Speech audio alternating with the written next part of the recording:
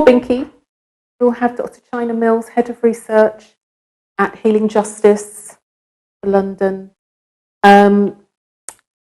Life-affirming research for me,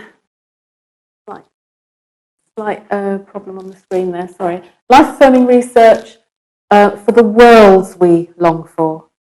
For the worlds we long for. Dr. China is going to explain her vision to us. When I dream of ethical research, I reach for practices that affirm our collective dignity and humanity. For rigour rooted in our rage, grief and love, and for how we can rehearse research that is in service and accountable to our communities, movements and our collective liberation. That's a very powerful vision. Thank you so much, Sedulous, for inviting me, and to Harsha for that brilliant talk. We hadn't spoken before this, but we're about to realise there's a lot of connections in what you've said to what I've been working with as well, which is always great. And thank you all for coming here on such a sunny day. So I work and kind of steward our research team at Healing Justice London. And Healing Justice began as a collaboration of women of colour living in London and builds on many years of youth and community work and kind of survivor-based work. So I started working with Healing Justice, I think in 2020 or maybe 2019. And that was after a decade of working in academia as a university lecturer and researcher, etc.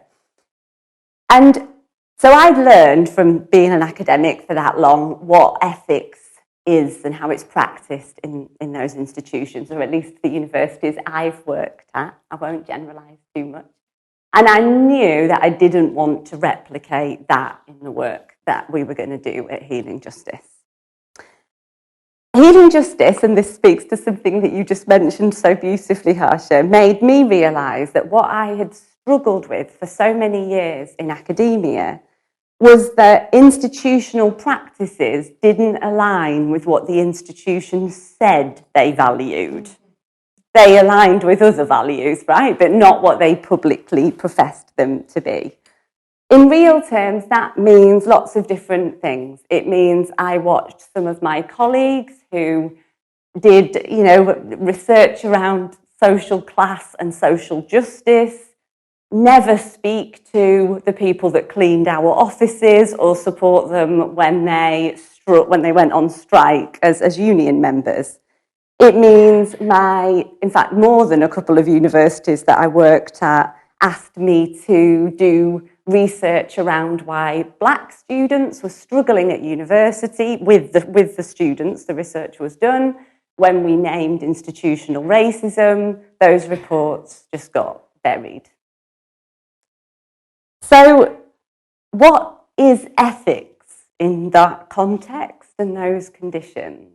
And it really, as you talked about, Harsha, had an embodied effect on me to live that has taken a lot of sort of shifting and unlearning that continues today through working somewhere very different that is much more aligned with its values. So I left academia fully in 2023, but psychologically long before that, and I'm still recovering from that process. So, research at Healing Justice that we wanted to build that would be very different from that is how we see it as life-affirming, partly because Healing Justice London talks about building life-affirming infrastructures, and I'll talk a bit more about that. But our vision was for community and movement-driven research, led by people that are most impacted and building towards life-affirming health infrastructures. So we saw research as a process of collective sense-making, and maybe not always best named even as research, which is something that Binky mentioned to me just before this, and we could maybe talk about in our conversation after this. But we wanted the research to be life-affirming in that it affirms dignity, safety and belonging in the processes of the research, as well as what we use the research to do, if that makes sense. Healing Justice has always been really process-led, which is so different from my experience of academia, which is all about the outputs and means to an end. So that process of the research and building the conditions for that and the practices is really important to us. So in doing that, then, we needed to build some of the infrastructure which would allow us to do research that is ethical and accountable. And what I mean by infrastructure is thinking about how a small organisation like Healing Justice, how do we do that ethical work that isn't reliant on getting university ethics approvals, for example, which was something I was very familiar with. What processes and relationships, systems do we build? That's the infrastructure piece to be able to do that work. I know that you can't read this and I can share these afterwards, but I'm about to speak to what it says. But one of the ways that we wanted to do that was in community with others outside of our team. So we wanted to think about how to reimagine and practice ethics more collectively. So we formed our Community Accountability Research and Ethics, or our CARE group, about almost exactly a year ago.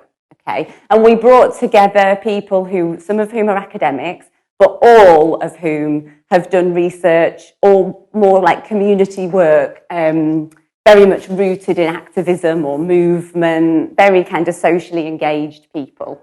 And we wanted to think about ethics as this kind of collective practice.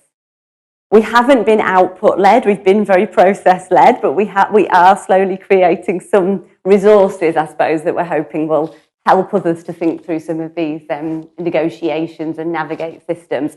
But we didn't shy away from asking some really difficult questions.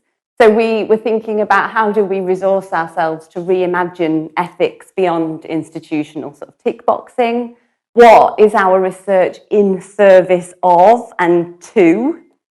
And what does it need, who does it need, does research need to be accountable to, particularly in the current moment that we're facing of so many different crises?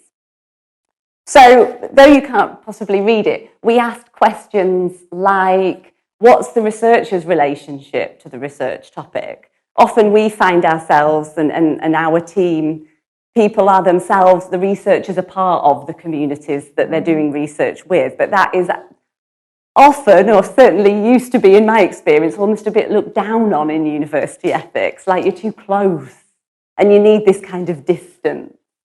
We ask things like, not just are people being paid, which they should be to be involved in the research, but how much is the researcher being paid? Like, what's the budget, who writes the budget and what story does that tell you about who matters or not? So we've really gone into this, and I suppose one of the big pieces from this is the extractive nature of so much research and how I think a lot of ethics, institutional ethical practices are almost just trying to, they accept that it's extractive, but they're just trying to soften that a little bit. And also how difficult we found it as a group. And I think most of the people who are part of this group would say they feel they're on the margins a little bit of academia, say, or, very kind of community embedded. How difficult we found it to imagine what things might be like differently and how we can resource ourselves to be able to do that. Okay.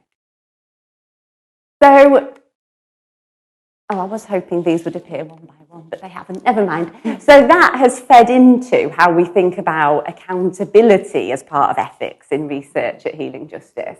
And that's something I just never come across in universities and institutions. Like, what is the research accountable to and who is it accountable to? And I'll explain a little bit more what I mean as we go through. But so for us as a research team at HJL, Healing Justice, we ask questions. We thought accountability means to us where we describe a problem, we also will document alternatives. So we're not only in the business of telling everybody how awful something is. Often there is loads of evidence already about those things and we get distracted into sort of proving it more. So it's also about documenting alternatives. Where we do document harm, we always affirm dignity and centre people's resistance. Where we critique systems, we resource imagination beyond those systems, and we not just imagine, but it's also about how you use that to prototype and build something different. where we centre stories, we focus on agency, we're looking at spotting patterns, and we're looking at tracing and honouring historical lineages. And where we document evidence, we want to use it for personal transformation and also structural and collective transformation, and we see those things as totally tied together. Where we mobilise for collective safety, we take calculated risks. And where we work as Healing Justice London, we also work as part of a much bigger ecosystem.